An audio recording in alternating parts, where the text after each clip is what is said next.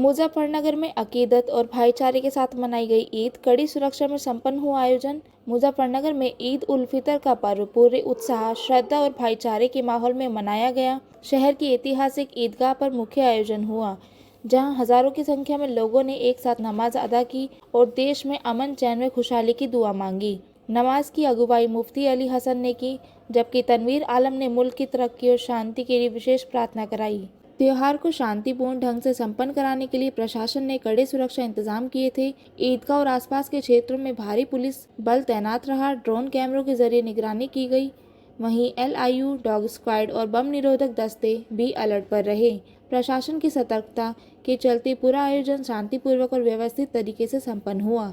नमाज के बाद लोगों ने एक दूसरे को गले लगाकर ईद की मुबारकबाद दी, जिससे आपसी सौहार्द और गंगा जमुना तहजीब की झलक देखने को मिली। इस मौके पर हरेंद्र मलिक और राकेश शर्मा भी ईदगाह पहुंचे और लोगों को शुभकामनाएं दी। कार्यक्रम के सफल आयोजन पर शहर काजी ने प्रशासन का आभार जताया। ईदगाह कमेटी ने जिला प्रशासन और पुलिस अधिकारियों को शॉल ओढ़ाकर सम्मानित किया। यह पर्व जिले में एकता, भाईचारे और सामाजिक सौहार्द का प्रतीक बनकर सामने आया। सबसे पहले आप सबको ईद उल फितर की बहुत बहुत मुबारकबाद पेश करता हूँ। आज मुजफ्फरनगर ईदगाह पर ईद उल फितर की नमाज अमन चैन सुकून के साथ संपन्न हुई है। प्रशासन का, पुलिस अधिकारियों का पूरा इसमें सहयोग रहा है। उन्होंने पूरी तरह से व्यवस्था बनाई है, साफ सुथराई का ध्यान रखा है। हम उनका भी शुक्रिया अदा करते हैं और दुआ करते हैं कि हमारे मुल्क में और सारी दुनिया में अमन अमान कायम रहे और हम जो हैं खुशहाली के रास्ते पर आगे कदम बढ़ाते रहें। जब ईदगाह से कहा गया कि आज़ादी के बीच नमाज पढ़ रहे हैं, आज़ादी नहीं है, क्या है इसमें, तो क्या समझा जाए? नहीं, ये असल में कुछ है नहीं। असल में जो जिन्होंने कहा है वो वहाँ पर कुछ लोगों ने ये बात रखी कि साहब आने नहीं दे रहा है। हमने कहा ये सरकार की गाइडलाइन है और जो प्रशासनिक अधिकारी हैं वो सरकार की आंख नाक होते हैं। वो जनता और सरकार के बीच ही कड़ी होते हैं। वो अपनी ड्यूटी पूरी कर रहे हैं। हमने ये कहा उनसे कि वो अपनी ड्यूटी पूरी कर रहे हैं और इसीलिए हमने जो है जगह जगह मसाजिद में जो है ईद की नमाज का इंतजाम किया है। कैसा सहयोग मिला है पुलिस को? नहीं, मैंने अभी आपसे कहा है कि पूरा सहयोग मिला। DM साहब मुस्तकिल हमारे से कांटेक्ट में रहे हैं। कप्तान साहब भी खुद तशरीफ लाए। कल अलविदा जुमा था, गश्त पे रहे हैं। पूरा बंदोबस्त जो है वो हमेशा सही रहा और बहुत उम्दा रहा है। समाज के लोगों को किस तरह संदेश देना चाहेंगे? बस यही है कि ईद जो है ये मीठी ईद है, तो हम अपने संबंधों में मिठास लाएं और नफरत से, कड़वाहट से बचें। बहुत बहुत शुक्रिया। देखिए, पूरे जनपद में पहली बात तो आपको ईद की शुभकामनाएं सभी को। साथ ही साथ मैं बता दूं कि जिलाधिकारी महोदय और हम और पूरी टीम यहाँ उपस्थित है। SP सिटी, SPRA और सभी CO, सभी SHO और पूरा जो पुलिस का दलबल है, पूरी ADM साहब, सिटी मजिस्ट्रेट, सभी अधिकारी अपने अपने स्थान पर सुबह से ही ड्यूटी पे लगे हुए थे। और आपने देखा होगा कि अभी ये शामली गेट की जो हमारी ईदगाह है वहाँ पर सकुशल नमाज संपन्न हुई है और पूरे जनपद में मुख्य स्थानों पर नमाज सकुशल संपन्न हो गई है। ड्यूटियां सतर्क और पूरे अलर्टनेस के साथ मौजूद रही। उन्होंने अच्छा परफॉर्मेंस दिया और सभी लोग खुशियां मनाते हुए अपने अपने गंतव्य, अपने घर को जा रहे हैं।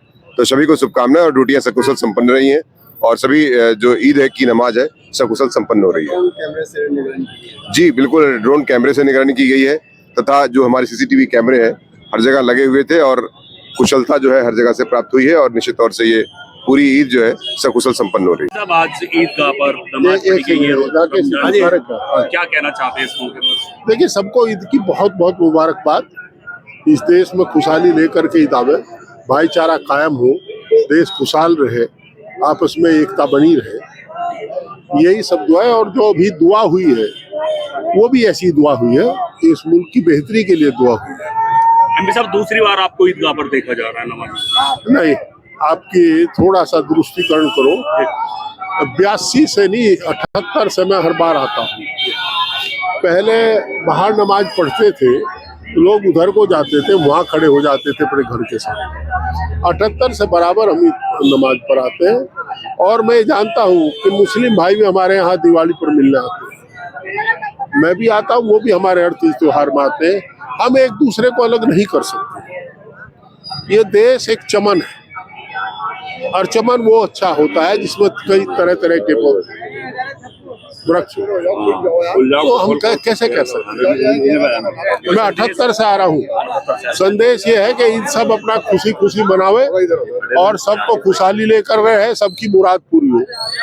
कि सबको बहुत बहुत शुभकामनाएं। प्रशासन, पुलिस तथा यहाँ के जिम्मेदार लोगों के आपसी समन्वय से पूरे जनपद में शांतिपूर्वक ईद मनाई जा रही है। अधिकांश जगहों पे ईद की नमाज हो चुकी है, जहाँ भी रह गई वहाँ हो रही है। पुनः सभी को बहुत बहुत शुभकामनाएं। देखिए, हर वर्ष की बात ही एमपी साहब और हम यहाँ सबसे ईद मिलने के लिए आते हैं और ये प्रेम का, भाईचारे का, मुल्क की हिफाजत के लिए सब लोग यहाँ दुआ करते हैं और बड़े प्रेम से सब मिलने का काम करते हैं। और जोश खरोश के साथ आज ईद मिल करके सबसे बड़ी खुशी बांटने का काम हम लोगों ने किया है। चुनावी सवाल एक पूछ रहा हूँ छोटा सा, 2027 आज ईद की बात कर लो। और परिसमन भी हुआ है, एसआर में वोटों की भी बहुत कटिंग हुई 90,000 के करीब। क्या लगता है, फिर बाजी मार जाएंगे सदर विधानसभा से? कुछ भी कर लें, परिणाम वही होगा जो होना, जो जनता की आवाज है। कपिल देव को हरा पाएंगे? अरे भैया, कपिल देव का सरकार, मैं कह रहा, जब अखिलेश यादव आ रहे हैं वो देख लो, आप अंदाजा लगा लो क्या होगा। एक मिनट, एक बात, आपको 27 में कोई शक है क्या? कोई शक आपसे सुनना चाहता हूँ। नहीं, कोई शक नहीं है। सदर विधानसभा हम 6 की 6 जीतेंगे और तीनों असेंबली जीतेंगे। एक जगह चुनाव होगा, 8 जगह तो क्लियर फाइट, कोई दिक्कत नहीं।